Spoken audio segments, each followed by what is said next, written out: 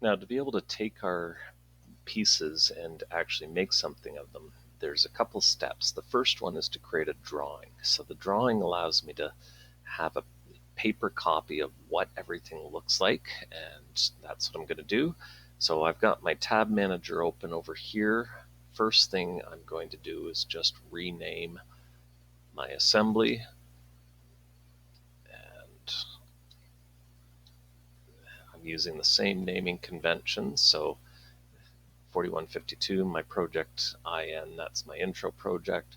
A is an assembly, and this indicates that this is the full assembly, the 0000. So going into the parts, I have my mounting tube and I've got my block.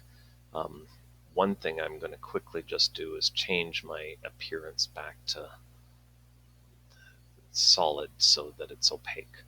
So I'm going to take the mounting block and I'm going to create a drawing of it. So by right-clicking the part and creating the drawing, I can select it. Now, using the custom templates ANSI, what we're looking for is the ANSI B inch, and I'm going to use the 4 views. So this will give me a drawing that will fit on 11 by 17 piece of paper, which is perfect for our photocopier, and I like having a big piece of paper because it's easy to see. So here's the drawing. There's 4 views. So over here you have a 3-dimensional view, and that allows you to see what the part looks like. And then you've got your views. So this is the top, this is the front, and that's the side. That corresponds to the top, front, and side. And you can see, you're going to hear terms like isometric and orthographic. The goal is here to make it look like you would look in 3 dimensions, but here you're getting rid of the perspective. It's as if you're looking at it top down.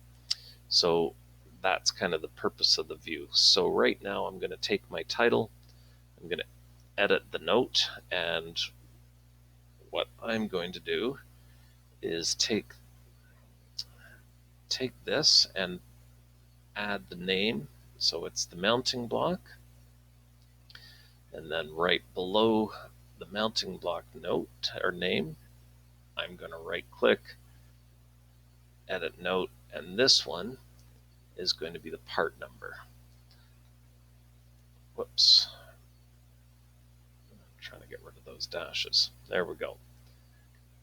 So this way I can have all the details in here.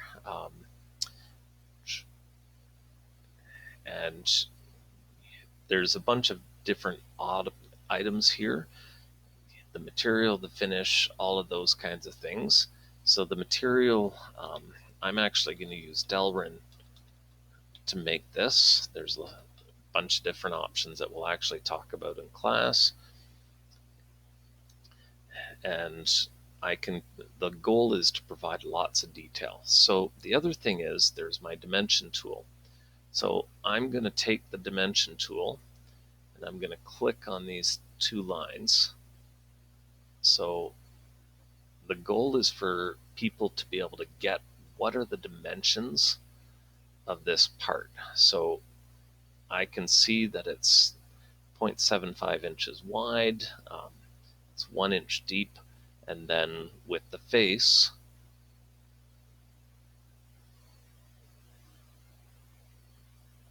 it's 1.75 inches. So remember, this fits into a 2-inch tube.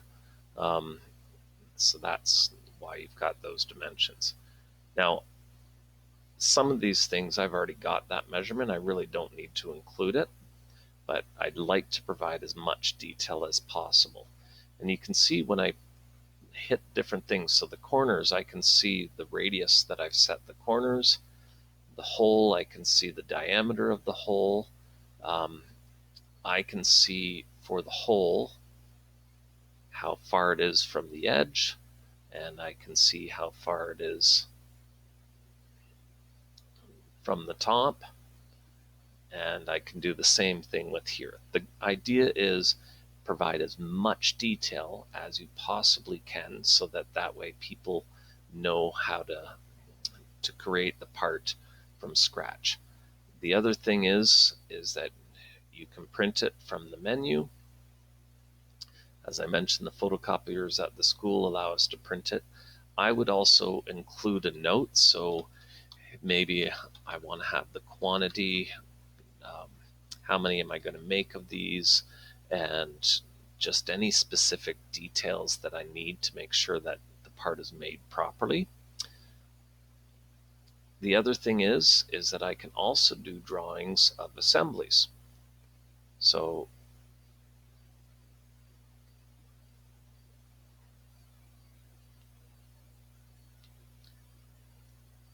now when I do the drawing for the assembly, it's going to take a little bit longer because there's more pieces, but you can see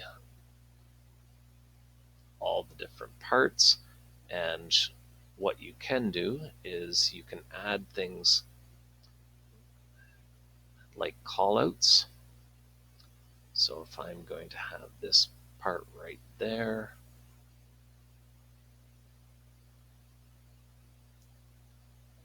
and what I can do is add my bill of materials.